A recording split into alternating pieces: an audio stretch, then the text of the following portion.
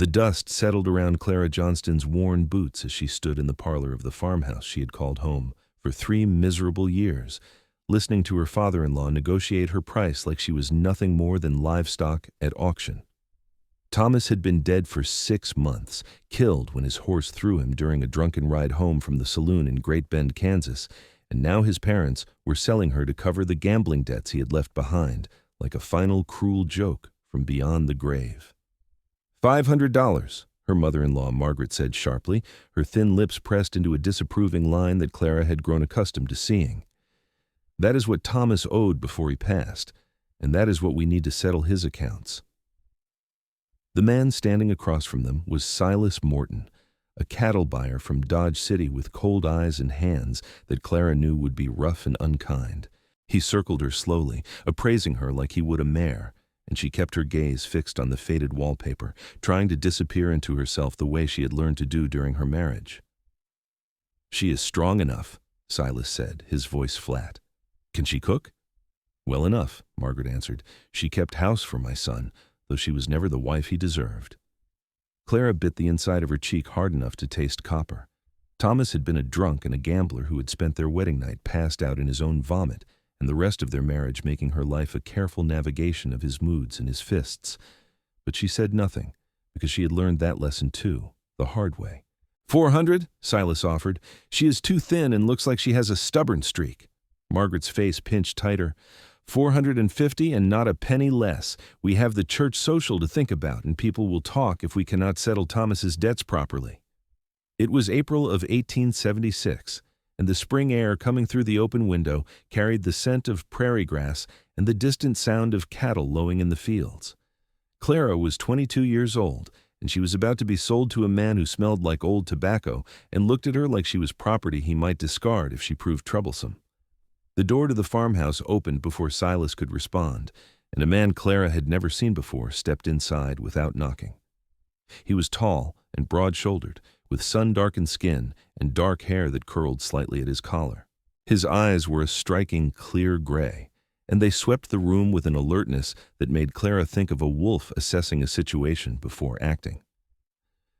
"Heard you folks were conducting business," the stranger said, his voice a low drawl that carried an edge of something dangerous beneath its casual tone. "Name is Ashton Fuller. I'm looking to hire help for my ranch outside of town, and word reached me you might have someone available." Margaret's eyes narrowed with suspicion and calculation. "We are in the middle of a private transaction, Mr. Fuller." "Are you buying or selling?" Ashton asked, his gaze moving to Clara and staying there.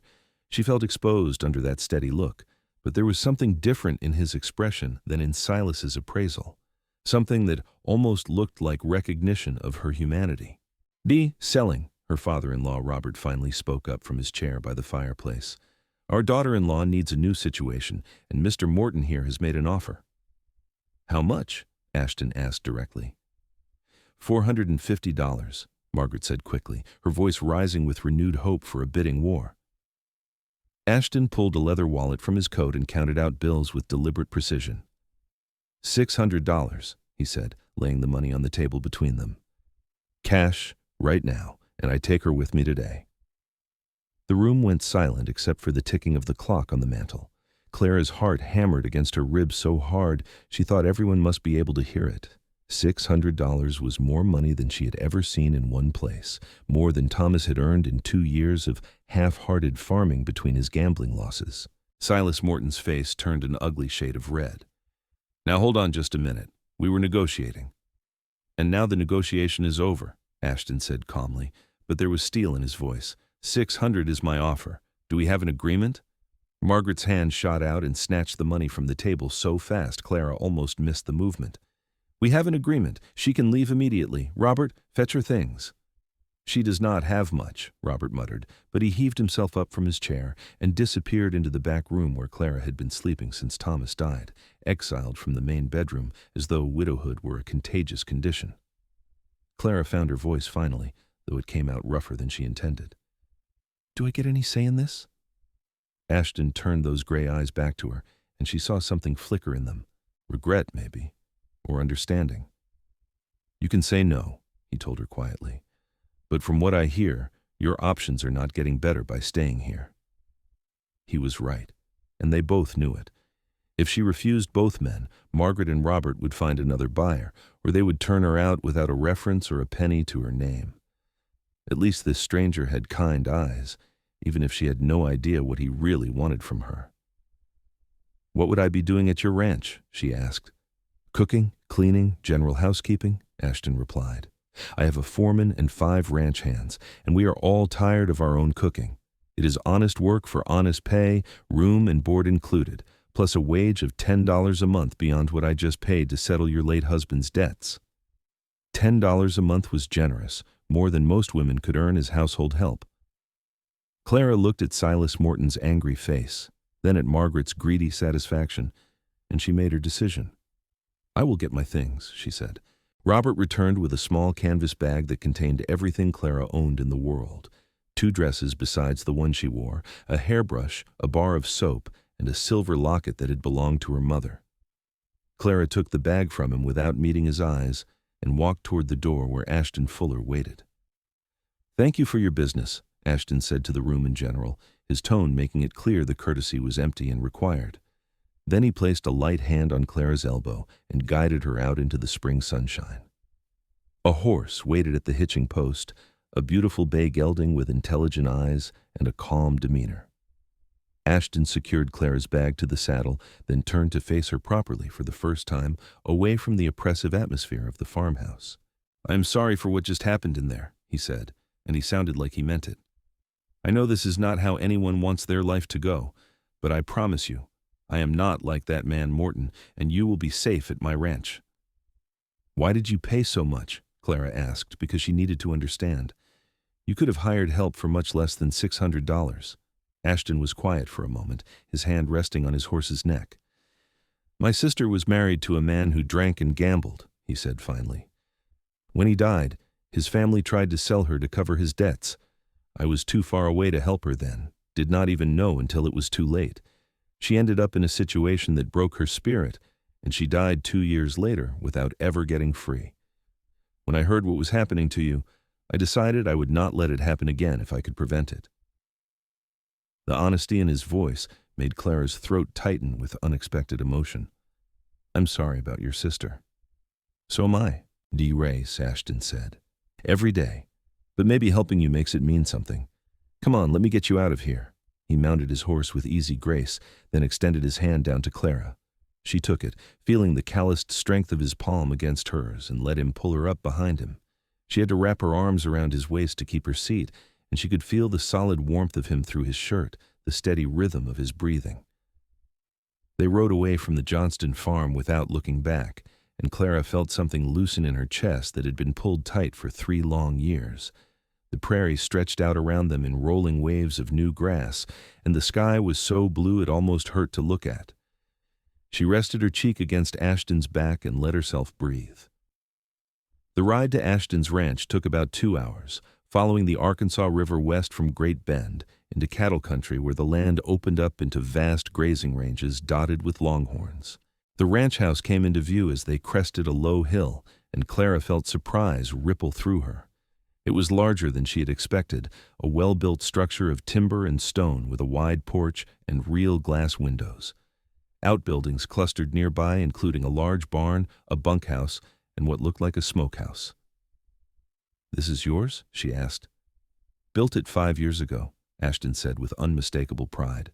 "Started with nothing but a land claim and a dream. Now I run about 1,500 head of cattle and supply beef to the railroad camps and the army forts. It has been good to me." He helped her down from the horse in front of the main house, and Clara noticed how careful he was not to hold her longer than necessary or let his hands linger. A man emerged from the barn, older than Ashton by maybe 10 years, with a grizzled beard and curious eyes. "That is Hank Morris, my foreman," Ashton told Clara. "Hank, this is Clara Johnston. She's going to be handling the house and cooking for us." Hank tipped his hat politely. "Pleased to meet you, madam. Lord knows we could use someone who knows their way around a kitchen. Ashton's beans have gotten so bad, even the horses would not eat them." "That is an exaggeration," Ashton said mildly, but he was almost smiling. "Barely." Clara felt some of her tension ease at the friendly banter. "I can cook," she said. If you show me the kitchen and tell me what supplies you have, I can manage supper tonight." "Music to my ears," Hank said. "I will round up the boys and let them know we have got proper help now. They are going to be mighty pleased." Ashton led Clara inside, and she found herself in a spacious main room with a stone fireplace and furniture that was simple but well made. Everything was dusty and cluttered in the way of men living without a woman's touch, but the bones of the house were sound and pleasant. "Kitchen is through here," Ashton said, guiding her into a room with a good iron stove, a large table, and shelves stocked with basic supplies. "I keep staples on hand and we butcher our own beef. There's a root cellar out back with potatoes and onions and a chicken coop for eggs. Anything else you need, you make a list and I will get it from town." Clara set down her bag and looked around with a critical eye. The stove was dirty but functional, the dishes needed washing, and the floor needed sweeping. But it was all manageable. Better than manageable. It was the first kitchen that had been truly hers to command since her mother died when Clara was 16. "Where will I sleep?" she asked. "There are 2 bedrooms upstairs," Ashton said. "You will have the larger one, the one that faces east to catch the morning light. I will take the smaller one. There is a lock on your door," he added, meeting her eyes steadily. "And I want you to use it. You are safe here, Clara, but I know trust is earned, not given. So you lock your door every night until you feel comfortable not doing so." Something hard and tight inside Clara's chest cracked just a little. Thomas had never let her lock any door, had flown into a rage if she even tried for privacy. The fact that Ashton was not only allowing it but insisting on it meant more than she could put into words. "Thank you," she said quietly. "No need for thanks," Ashton replied. "Just the way things should be. I will bring your bag up and let you get settled. Supper is usually around 7, but there's no rush tonight. Take your time." He carried her small bag upstairs, and Clara followed to see the room that would be hers. It was indeed spacious, with a real bed frame and mattress, a dresser with a mirror, and a washstand with a ceramic pitcher and basin. The window looked out over the prairie, and Clara could see for miles in the evening light. "It is a good view," Ashton said from the doorway, "especially at sunrise. I will leave you to it." He left, closing the door behind him, and Clara sat down on the bed. It was soft, far softer than the thin pallet she had been sleeping on at the Johnston farm. She lay back and stared at the ceiling, trying to process everything that had happened in the span of a few hours. This morning, she had been preparing to be sold to Silas Morton with his cold eyes and cruel hands. Now she was in a comfortable bedroom in a stranger's house, with a lock on her door and the promise of honest work. She did not know if she could trust Ashton Fuller yet, but she thought maybe, just maybe, she wanted to try. After a few minutes of rest, Clara got up and washed her face and hands in the basin, then changed into her other dress, which was slightly less worn. She brushed out her dark blonde hair and pinned it back neatly, studying her reflection in the mirror. She looked tired, she thought. The last 3 years had carved lines around her eyes and mouth that made her look older than 22, but there was still life in her face, still hope, however battered. She went downstairs and got to work. First, she built up the fire in the stove, then she pumped water and set it to heating. While it warmed, she explored the root cellar and found it well stocked with potatoes, onions, carrots, and even some dried apples. In the smokehouse hung several slabs of cured pork. She could work with this. Clara made a simple but hearty meal of fried salt pork, boiled potatoes with butter, pan-fried cornbread, and dried apple compote. It felt good to cook for a purpose, to know that people would appreciate the effort. By the time 7 o'clock rolled around, the kitchen smelled rich and inviting, and Clara heard the sound of boots on the porch. 6 men filed into the kitchen, all of them weather-worn and dusty from a day's work. Ashton made introductions. Besides Hank, there was Jack, a young man barely 20 with a quick smile. Danny, who was missing 2 fingers on his left hand from a roping accident. Pete, who was enormous and gentle-eyed. Sam, who had a scar across his cheek and did not say much. And Miguel, who spoke with a Spanish accent and had kind eyes. "This smells like heaven, madam," Jack said enthusiastically. "We have been living on beans and hardtack for so long, I forgot what real food tasted like." "Sit down," Clara told them, surprising herself with how natural it felt to command the room.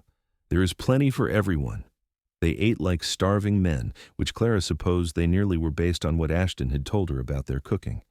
She found herself smiling as she watched them, pleased by their obvious appreciation. When the meal was finished, Pete actually looked close to tears. "That was the best food I've eaten since my mama died," he said softly. "Thank you, madam." "You are welcome," Clara said, feeling warmth spread through her. "I will do my best to keep you all fed properly." After the men returned to the bunkhouse, Ashton stayed to help Clara clean up the dishes. She protested, but he waved her off. "We share the work here," he said. "Besides, we should talk about how things are going to work, set some expectations." They washed and dried the dishes in companionable silence for a few minutes before Ashton spoke again. "I meant what I said earlier about you being safe here. The men all know you are under my protection, and every one of them is a good man who would not dream of bothering you. But if anyone makes you uncomfortable, or if you need anything at all, you come to me directly." "I will," Clara said. She hesitated, then added, "Why are you being so kind to me? You do not even know me." Ashton dried the last plate and set it on the shelf before answering. "Maybe because I know what it is like to feel powerless," he said. "My father drank himself to death and left my mother with debts she could not pay. I was 16, and I watched people I thought were friends turn their backs on us. My mother worked herself into an early grave trying to keep food on the table, and my sister, well, I told you what happened to her. I swore then that if I ever had the means, I would help people who were in the same situation. You needed help. I had the means. It is as simple as that." It was not simple at all, Clara thought. It was extraordinary. But she just nodded and said, "I will work hard, I promise. You will not regret helping me." "I know I will not," Ashton said.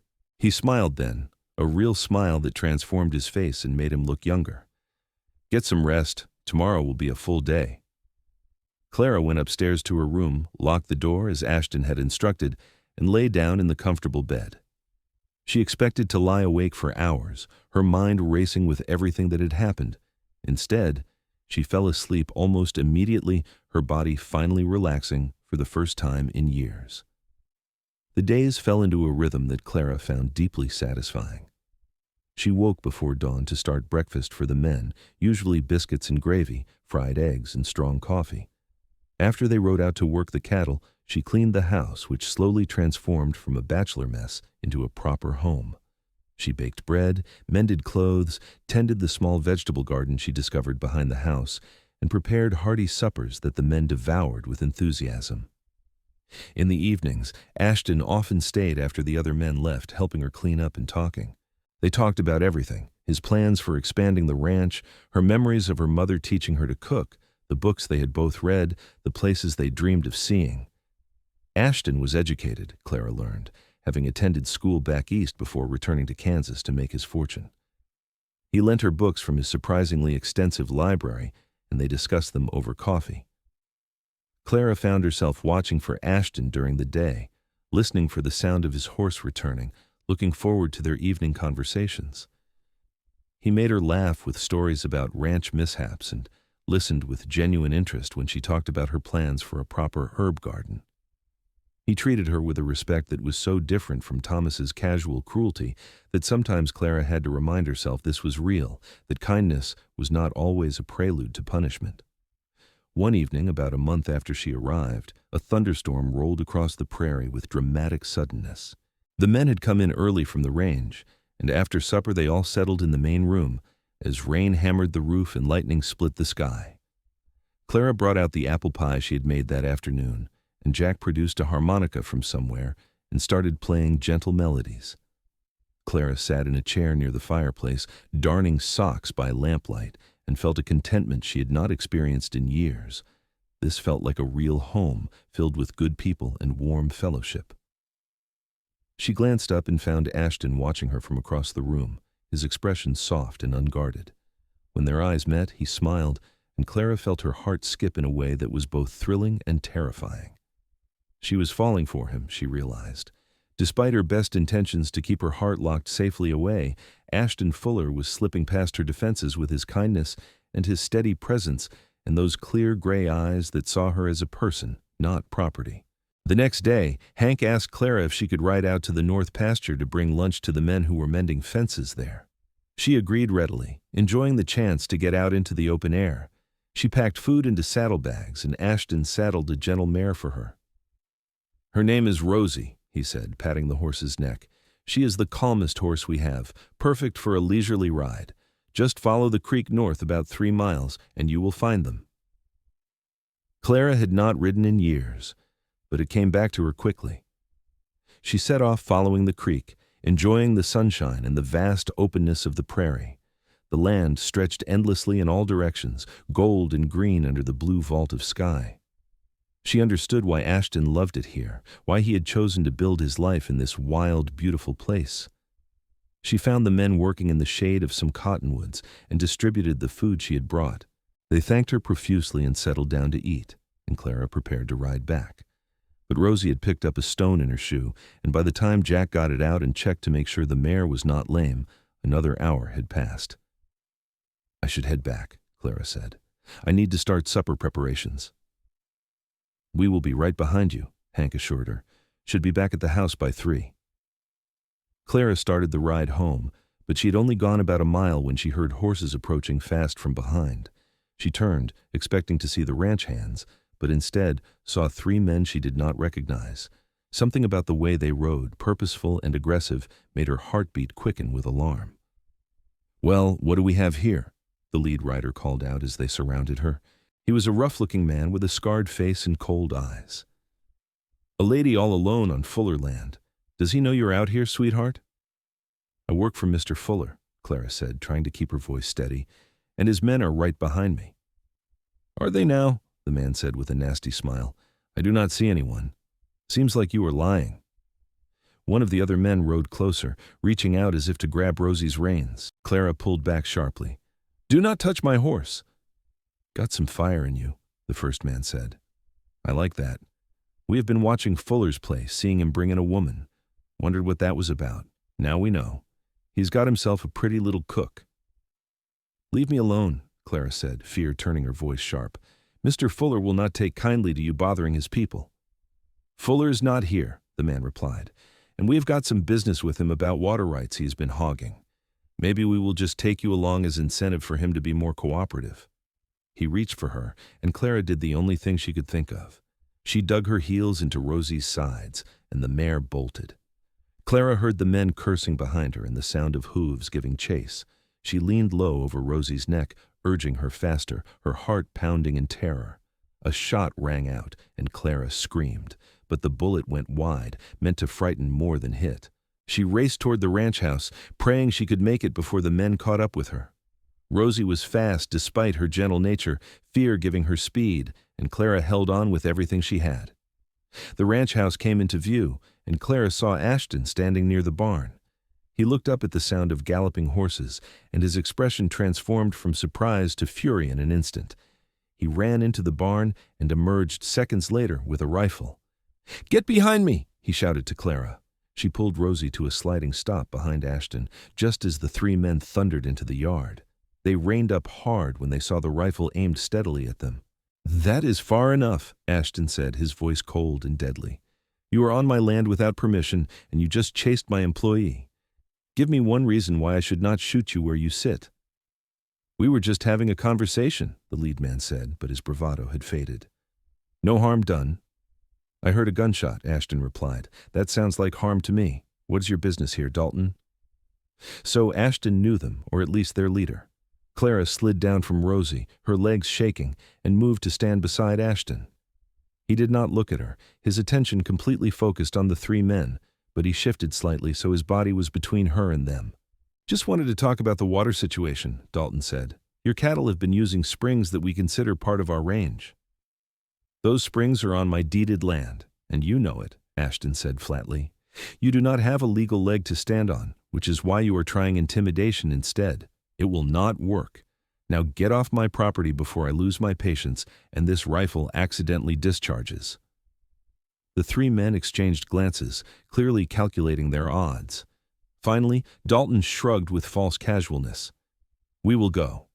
But this is not over, Fuller. You cannot hog all the water in the county." "I am not hogging anything that is not mine by right," Ashton said.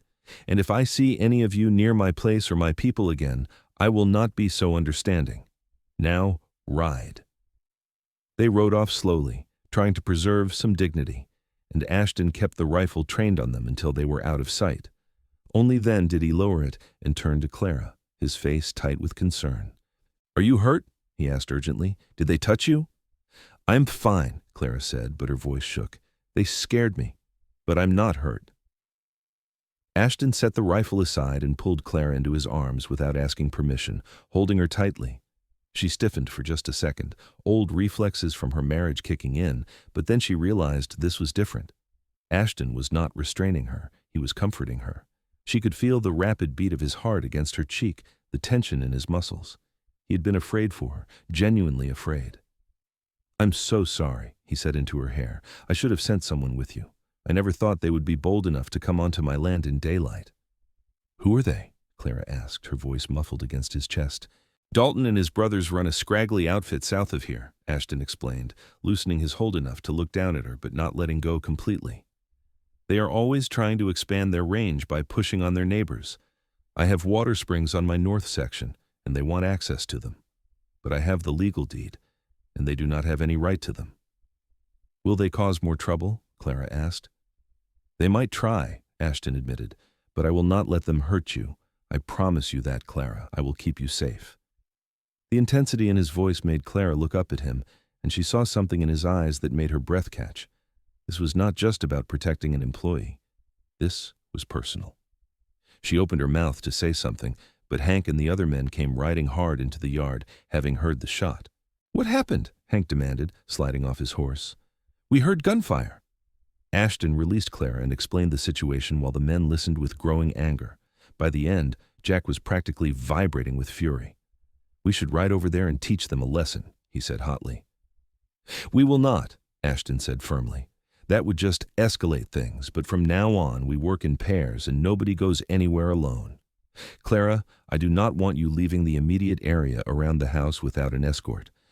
I know that is restrictive, but until this blows over, I need to know you are safe." Clara nodded, too shaken to argue.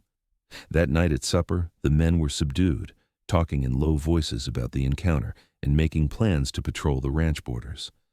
After they left, Ashton helped Clara clean up as usual, but there was a tension between them now, a heightened awareness.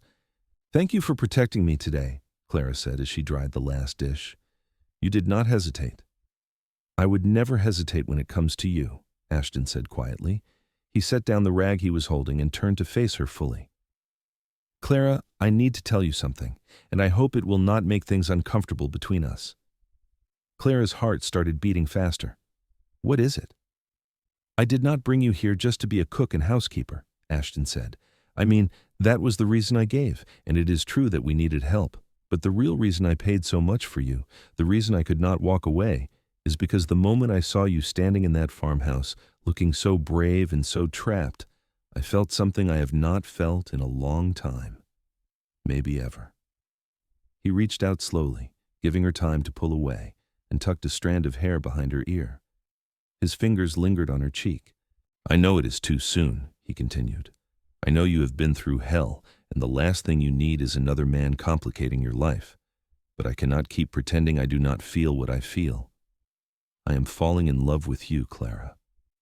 Maybe I have been since the moment I first saw you." Clara felt tears spring to her eyes. "Ashton, I do not know how to do this. Thomas, he broke something in me. I do not know if I can trust my own feelings, or if I even deserve someone like you." "You deserve everything good in this world," Ashton said fiercely. "Thomas was a fool and a brute, and nothing he did to you was your fault. You are brave and strong and kind, and every day you are here makes my life better. I am not asking you to give me an answer right now. I just needed you to know how I feel." "I think I am falling in love with you too," Clara whispered. "It terrifies me, but I think I am." Ashton smiled then, that transformative smile that made him look young and happy. "Then we will be terrified together," he said, "and we will take it slow as you need. I'm not going anywhere, Clara. I will wait as long as it takes."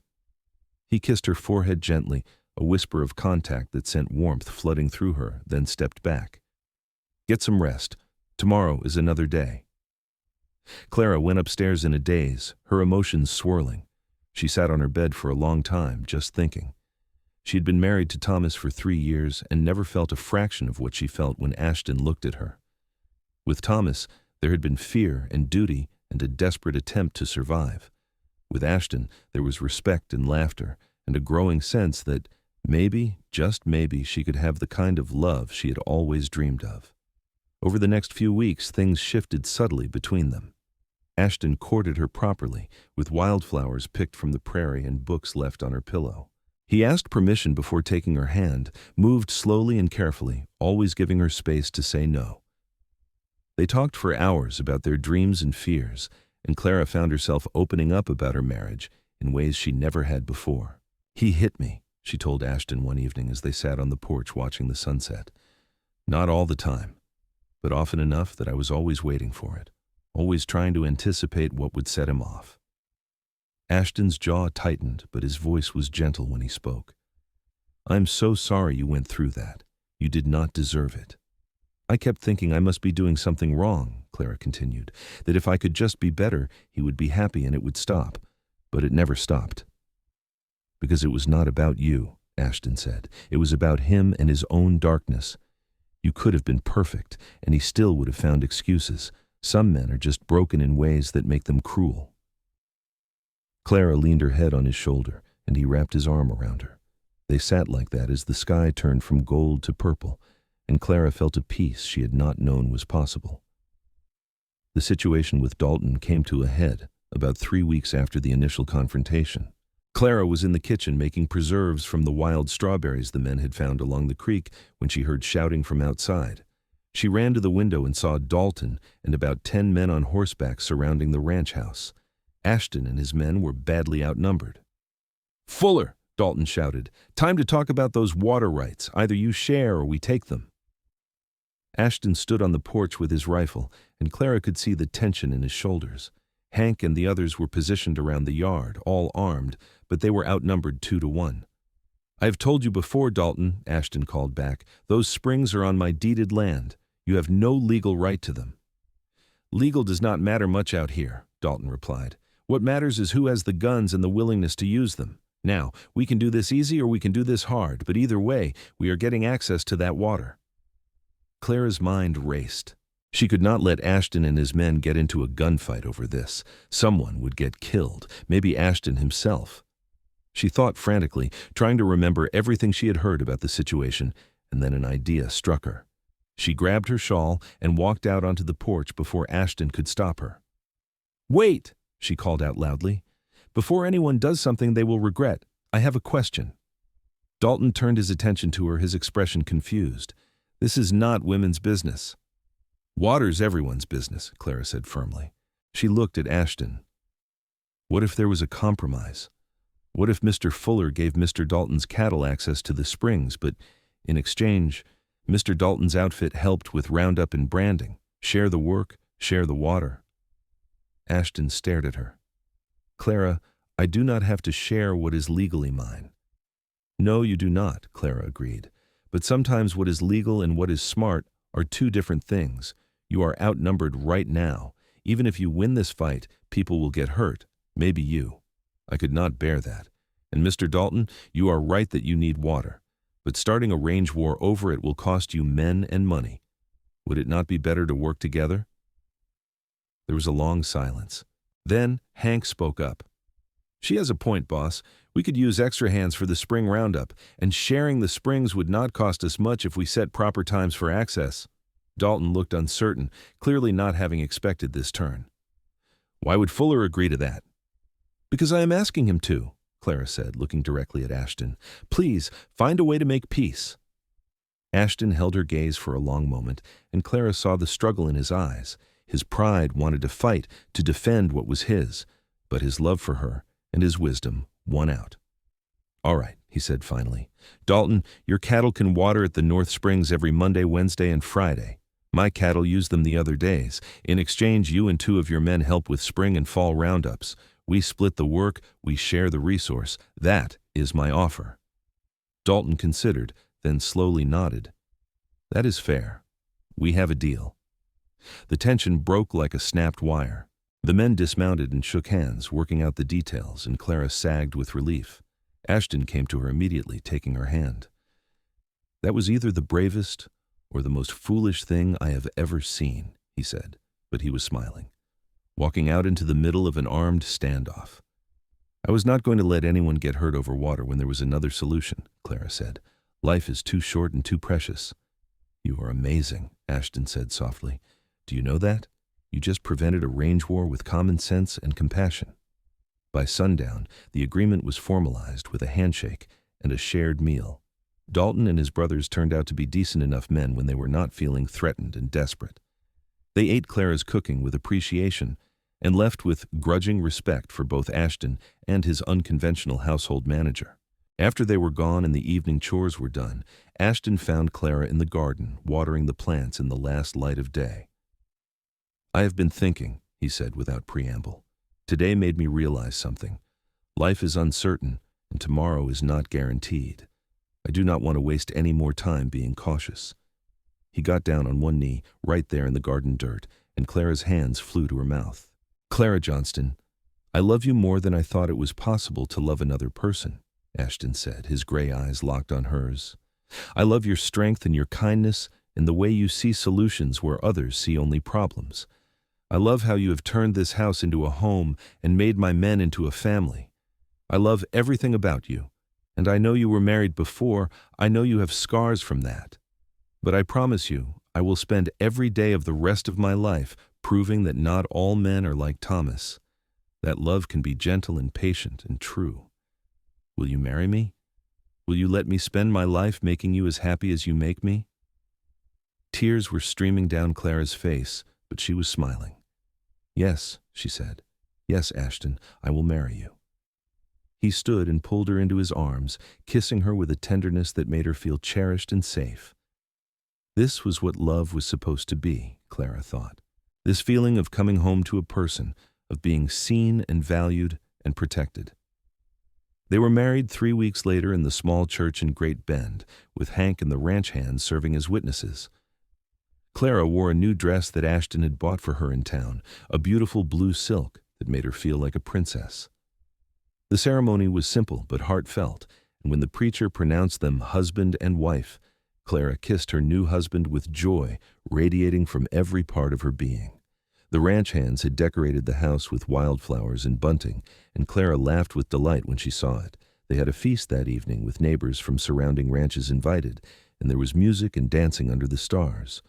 Clara danced with Ashton until her feet hurt, feeling lighter than air. That night, in the bedroom they now shared, Ashton was patient and gentle, showing Clara what intimacy could be when it was born from love rather than obligation. She cried afterward, but they were healing tears, releasing years of pain and fear.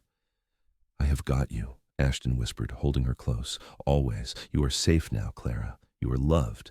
The months that followed were the happiest of Clara's life. She and Ashton worked together to build their ranch into something truly special, not just a business, but a real home. They added on to the house, creating a proper dining room and a parlor with comfortable chairs and bookshelves. Clara's garden flourished, providing vegetables and herbs for the table. They bought chickens and a milk cow, and Clara learned to make butter and cheese. The men adored Clara, treating her like a beloved sister. Jack taught her to rope, and Miguel showed her his mother's recipes for Mexican dishes that became household favorites. Pete built her a proper work table for the kitchen, and Danny carved her a beautiful bread box. Hank appointed himself her unofficial protector, glowering at anyone in town who looked at her sideways.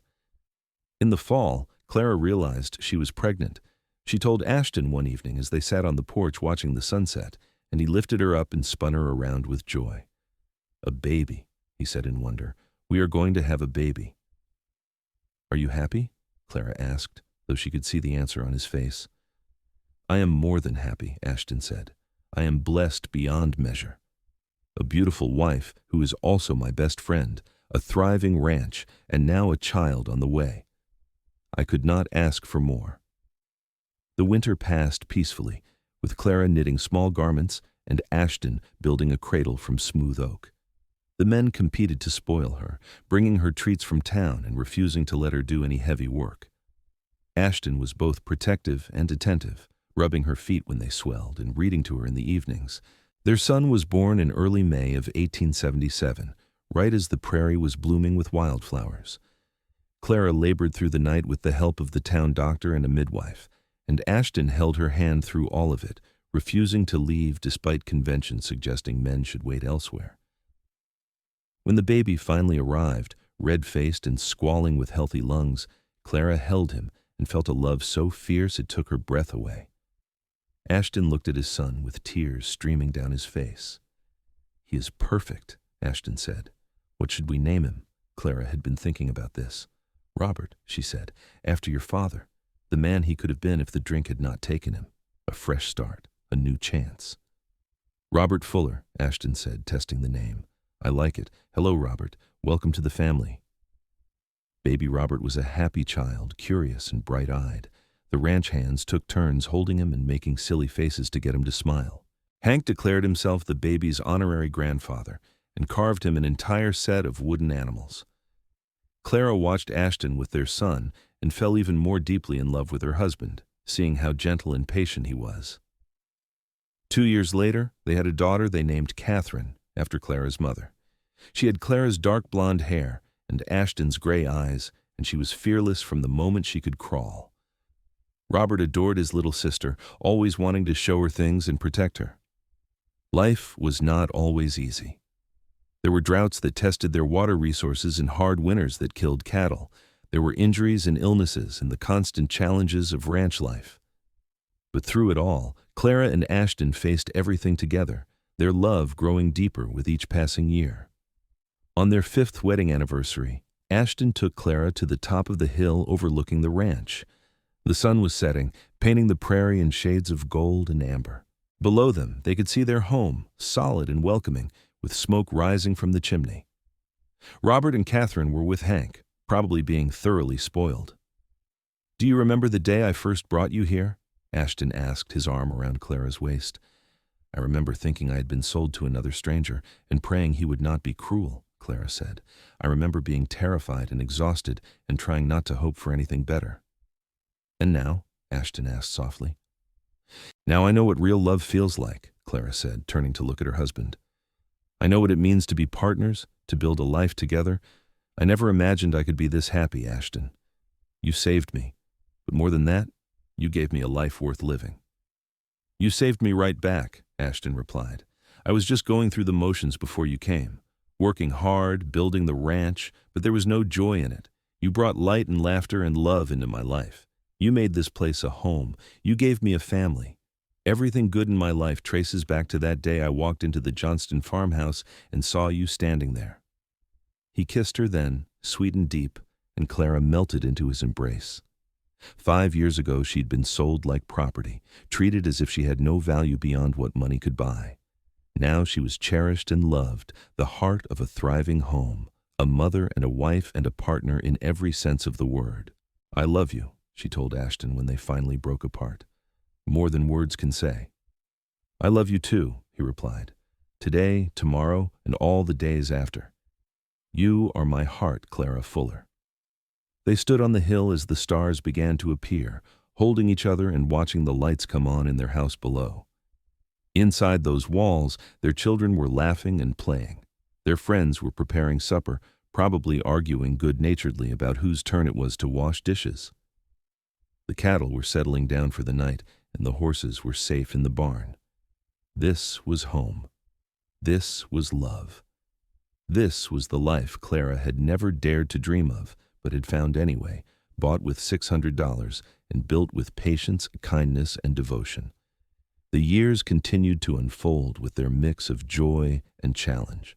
Robert grew into a strong, thoughtful boy who loved the ranch and could often be found following Ashton around, learning everything about cattle and horses. Catherine was his opposite, wild and spirited, always climbing something or racing something or generally giving Clara gray hairs with her fearlessness. When Robert was 7 and Catherine was 5, Clara gave birth to twins, boys they named Thomas and William. Ashton looked at her questioningly when she suggested Thomas as a name, and Clara explained her thinking. "I am not naming him after my first husband," she said firmly. "I am reclaiming the name, taking it back from painful memories and giving it to our son, who will grow up surrounded by love, making it mean something good again." Ashton kissed her forehead. "You are the wisest woman I know." The twins were a handful, identical in appearance, but different in temperament. Thomas was quiet and artistic, always drawing pictures or building elaborate structures from whatever he could find. William was outgoing and charming, able to talk his way out of trouble or into extra cookies with equal ease. The ranch prospered as Ashton's reputation for quality cattle and fair dealing spread. They added more land, hired more hands, and built a larger bunkhouse to accommodate them. Clara found herself managing not just a household, but a small community, and she loved every minute of it. She started teaching the children herself, creating a small schoolroom in the house and eventually inviting children from neighboring ranches to join. One day when Clara was 35 and Ashton was 38, a wagon pulled up to the ranch. An older woman climbed down, and Clara felt a jolt of shocked recognition. It was Margaret, her former mother-in-law. Margaret looked older and smaller than Clara remembered, worn down by years of bitterness. She stood uncertainly in the yard, clearly not sure of her welcome. Clara walked out to meet her, wiping flour from her hands. "Margaret." "Clara," Margaret said, her voice thin, "I know I have got no right to come here. Robert passed 2 years ago, and I have been alone since. I heard you had done well for yourself, and I wanted to see if it was true." "Why?" Clara asked directly. She was not angry anymore, she realized. Time and happiness had healed those wounds, but she was curious. "Because I owe you an apology," Margaret said, and tears started rolling down her weathered cheeks. "What we did to you, selling you like that after Thomas died, it was unforgivable. I was so focused on saving face, on covering up Thomas's failures, that I forgot you were a person. You were our son's widow, and we treated you worse than livestock. I am so sorry, Clara." Clara studied the woman who had made the last months of her widowhood miserable, and she saw only a lonely old woman destroyed by her own pride and choices. "I forgive you," Clara said quietly. "What you did hurt me terribly, but it also led me here to this life. I would not trade what I have now for anything. So in a strange way, I should thank you." "You were always too kind," Margaret said. "Even when Thomas treated you poorly, you tried to be a good wife. You deserved better than what we gave you." Ashton came out of the barn and walked over, his presence solid and protective at Clara's side. Margaret looked at him, then at the beautiful house, the well-kept ranch, and the children playing nearby. "You did well for her," Margaret said to Ashton. "That is good. She deserves to be happy." "We do well for each other," Ashton corrected gently. "Clara is my partner in everything. This ranch exists because of her as much as because of me." Margaret nodded slowly. "I will go now. I just needed to say my piece, to tell Clara I was sorry. Thank you for hearing me out."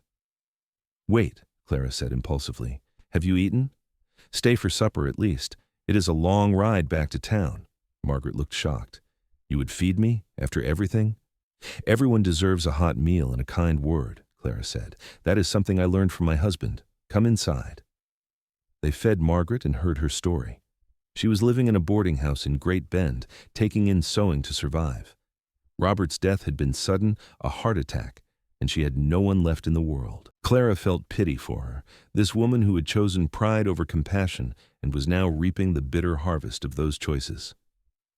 Before Margaret left, Clara packed her a basket of food and pressed some money into her hand.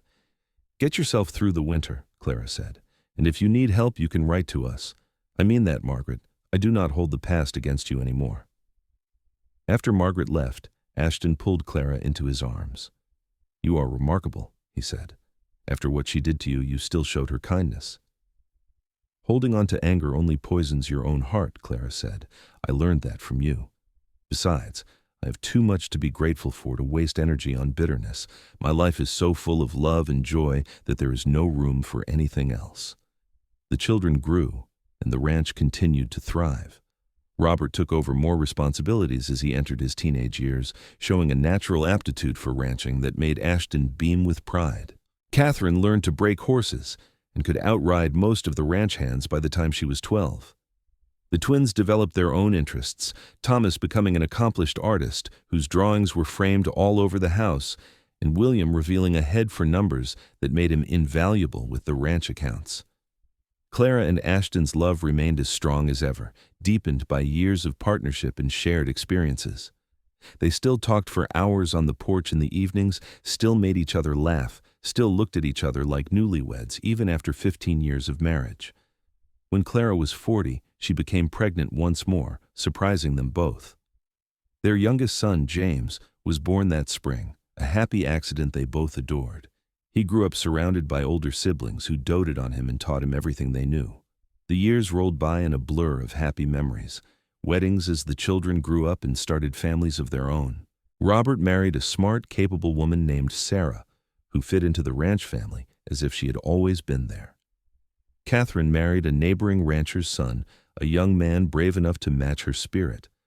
The twins both found love in their own time, and even young James eventually brought home a sweet girl who made Clara smile. Through it all, Clara and Ashton remained the heart of the Fuller Ranch, the foundation on which everything else was built. They grew old together, silver threading through their hair, lines deepening around their eyes, but their love never diminished. One evening when Clara was 65 and Ashton was 68, they sat on the porch they had sat on thousands of times before. Their grandchildren were playing in the yard, and the sounds of laughter and life filled the air. Clara's hair was completely white now, and Ashton moved more slowly than he once had, but they still held hands like young lovers. "Do you ever think about that day?" Clara asked. "When you walked into the Johnston farmhouse and paid $600 for me?" "Every single day of my life," Ashton said. "Best investment I ever made." Clara laughed. "I was not an investment. I was a person in need." "You were a miracle," Ashton corrected. "You were the answer to prayers I had not known how to pray. You took my house and made it a home. You took my life and filled it with meaning. Everything good that happened to me traces back to that moment when I saw you standing there and knew I could not walk away." "I was so scared," Clara remembered. "So sure I was going from one bad situation to another. I had given up on the idea that life could be good." "And now?" Ashton asked, though he knew the answer. "Now I know what happiness really means," Clara said. "A life well lived, surrounded by people you love who love you back, children who grew into good people, grandchildren who will carry on the legacy of kindness and hard work, and you, always you, the man who saved me, and then spent the rest of his life proving that love could be gentle and true." Ashton lifted her hand to his lips and kissed it. "I love you, Clara Fuller. I have loved you for 43 years, and I will love you for whatever time we have left, and I will love you beyond that if there is a life after this one." "I love you too," Clara said, leaning her head on his shoulder. "Always and forever, my cowboy who paid more than I was sold for and gave me everything I never knew to hope for."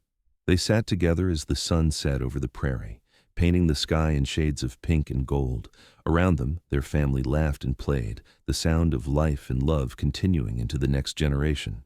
The ranch stretched out in all directions, prosperous and well-managed, a testament to decades of hard work and partnership.